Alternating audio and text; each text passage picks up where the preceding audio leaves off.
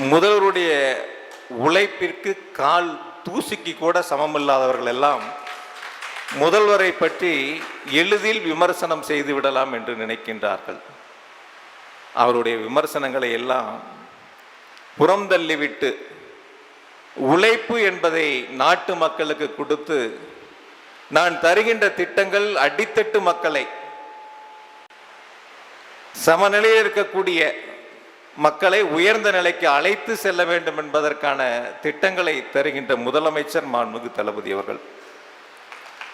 தம்பி, நீ செருப்பு போடுறியோ சாட்டையில் அடிச்சுக்கிறியோ, எங்களை பிடிக்கல, எங்கள் தலைவரை விமர்சனம் பண்ணுறோன்னு நினைக்கிறேல்ல, அப்புறம் ஏன் நாங்கள் கொண்டு வர திட்டமெல்லாம் வேற மாநிலத்தில் போய் வாக்குறுதியாக கொடுக்குறீங்க, ஓட்டை கேட்குறீங்க?